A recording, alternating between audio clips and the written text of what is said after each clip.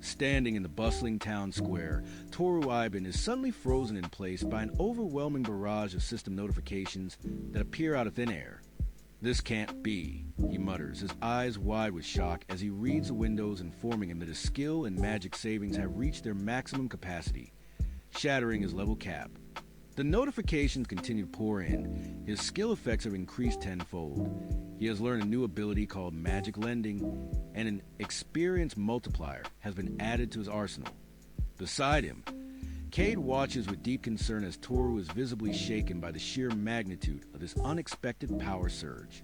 The sheer pressure of the level up manifests as a dark, swirling aura that radiates from Toru, causing the very ground to tremble and Cade to fall back in alarm. Clutching his head, Toru gasps, "My skills have been broken again and have given me experience?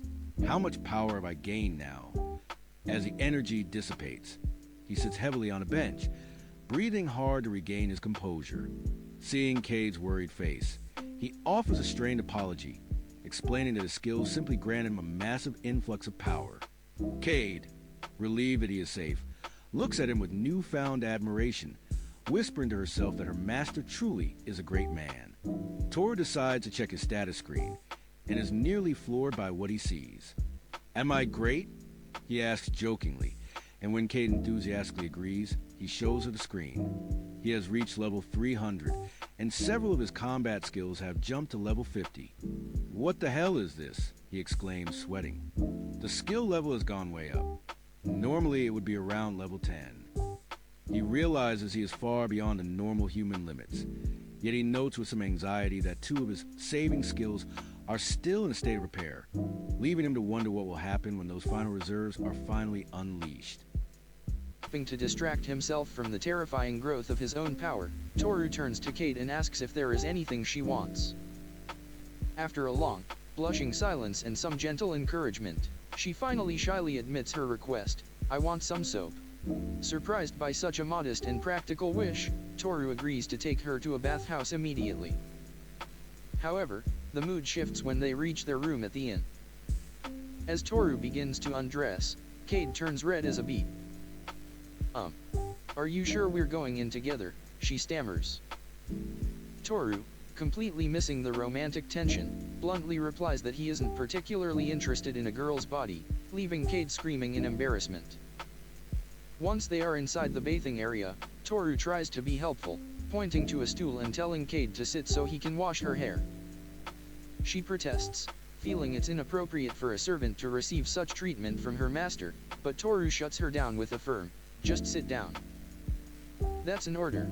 Reluctantly, she obeys, sitting with her back to him as he begins to lather her hair. The atmosphere softens as the warm water flows, and Toru notices Cade's small fox tail wagging uncontrollably with happiness behind her. As he works the soap into her hair, Toru strikes up a conversation to ease the remaining tension. "What breed are you, Cade?" he asks. When she confirms she is a fox, he mentions that he's heard fox types usually have golden fur. He continues washing her back, but in his casual movements, his hand accidentally slips forward. Both of them freeze as he inadvertently makes contact with her chest. The peaceful silence of the bath is shattered as both Toru and Cade let out a synchronized, high-pitched scream of pure shock and mortification. In the aftermath of the awkward encounter in the bath, Toru is overcome with mortification. "I'm sorry," he stammers, unable to look Katie in the eye. Katie sits in silence for a long moment, clutching her towel, before finally looking up with a deep blush. "I don't mind," she says softly, her eyes downcast. "If that's what the master wants." Toru can only stare at her in stunned silence, feeling the weight of her devotion. As they finish up, Katie accidentally fumbles while rinsing herself, letting out a startled AHH. Toru, who was already heading toward the exit, looks back with a confused, over his head. Seeing her flustered state, he offers a gentle, slightly teasing smile. "I'll think about it when you're older," he says before stepping out. Katie watches him go with wide, sparkling eyes, clutching her chest and whispering a soft, "Master." Later that evening, back in their room, Katie sits on the edge of the bed carefully trimming her long hair with a pair of scissors. It tends to get out of control, she explains. Toru sits nearby, watching her intently, and realizes for the first time just how striking she is. I didn't know she was so beautiful, he thinks to himself.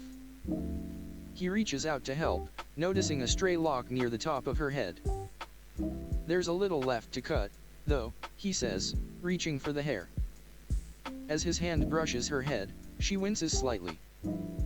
Those are my ears, she informs him. Toru is baffled, looking at the fox ears and then at her human ones. Even though you have human ears, he asks. Katie simply nods and confirms, yes. Toru ponders the strange anatomy of the beast race, recalling an old theory that the god who created them was simply very fond of those ears and couldn't decide whether to keep the animal or human ones, so they kept both. Toru deadpans at the thought, it sounds like a fetish. Katie doesn't even blink, looking quite serious as she replies, looks like it. They spend the rest of the evening quietly tidying up the room together, the earlier tension finally beginning to fade. Before they turn in for the night, Katie gives Toru a brilliant, genuine smile. I had a good time today, she says happily. Toru smiles back at her, his expression warm and sincere. I really hope we'll have more fun tomorrow, he replies. As the full moon hangs high over the quiet town, Katie watches him with a look of absolute loyalty, her heart making a silent vow, I'll be with you forever. The next day, however, brings a complete change in mood. Toru is slumped against a wall in their room, looking utterly dejected. Ha, he groans. Katie, who is busy hanging up laundry, looks over in concern. What's wrong? She asks. Toru explains his predicament. The old man at the store got angry and charged me a lot of money for the repair of the swords. Seeing Katie's confused expression, he sighs and begins to explain exactly what happened.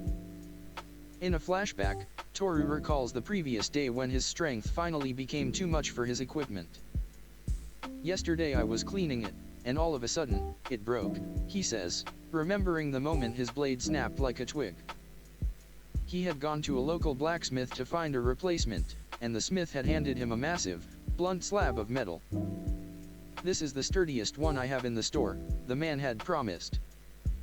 Toru thought it felt good in his hands.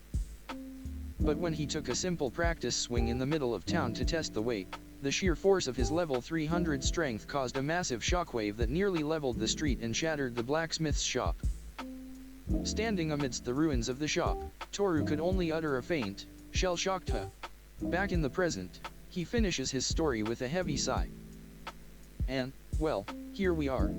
Katie can only stare at him in stunned, deadpan silence, realizing that her master is now far too powerful for any normal weapon. Suddenly, Katie's ears perk up as she has a realization. I have the perfect weapon for you, master, she says, her tail wagging with excitement. Toru is startled by her sudden change in mood. She leads him out of the town and up to a high cliffside overlooking a massive, ancient valley. Below them sits a sprawling, majestic temple complex that looks like it belongs to another era. Toru is left completely breathless by the sight. This is he begins, realizing that the answer to his problem lies within those ruins. Standing at the entrance to the ancient ruins, Katie introduces the destination as the Temple of the Sacred Arms. Toru looks at the massive structure with a sweat drop of nervousness, asking, are you kidding? Legend says that the sacred arms consist of holy weapons that only the chosen heroes are worthy of possessing. Looking up the long flight of stairs, Toru admits that he doesn't know if he will be able to pull it out, but Katie reassures him with a smile, saying she is sure her master can do it. As they enter the grand hallway, Toru is struck by the scale of the architecture, noting that the place is absolutely huge. Katie explains that the temple is said to have been built by the gods themselves and that there are two tests to obtain a weapon: first, opening the locked door, and second, removing the arm from its pedestal. When Toru asks how she knows so much about this place, Katie blushes and looks away, stammering that she simply knows someone who is very knowledgeable about such things. They eventually reach a pair of massive, ornate metal gates that block the path forward. Toru realizes this is the first test, but he is baffled because the doors are enormous and have no handles.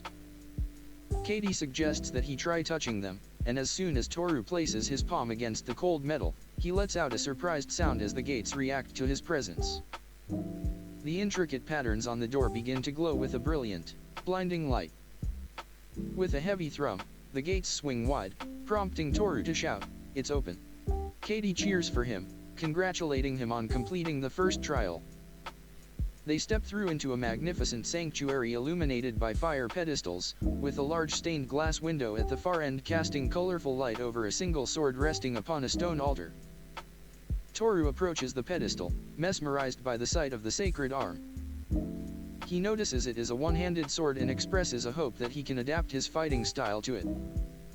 Katie mentions that the sacred arms are unique because they are said to change their size and shape to perfectly adapt to whoever owns them. Bracing himself, Toru grips the hilt and mutters, "Then it's fine." Okay, as he prepares to pull. He exerts his strength, and a massive explosion of white light and energy fills the room, causing the very ground to crack.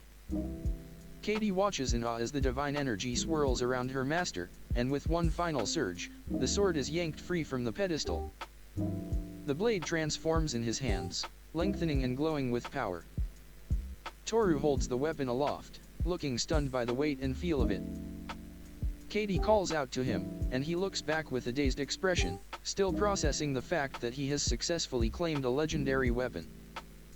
Once the light fades, Toru rests the sword over his shoulder and thanks Katie, telling her that he would have been lost without a weapon if she hadn't told him about this place. Katie humbly insists he is giving her too much credit, saying that he was destined to come here as the chosen one anyway. As they walk, Toru's mind wanders back to his old party, sadly noting that he hadn't received a single compliment in nearly a year from them and that Lisa had never once praised his efforts. Katie notices his distracted look and asks if something is wrong, snapping him back to the present. Katie's face lights up with joy as she exclaims that they can finally go on adventures together. Toru smiles warmly at her and agrees, saying that once they reach the city, they will form their own group and make their official debut as adventurers. As they walk away from the temple toward their next journey, Katie cheers at the idea, ready to face whatever dungeons lie ahead.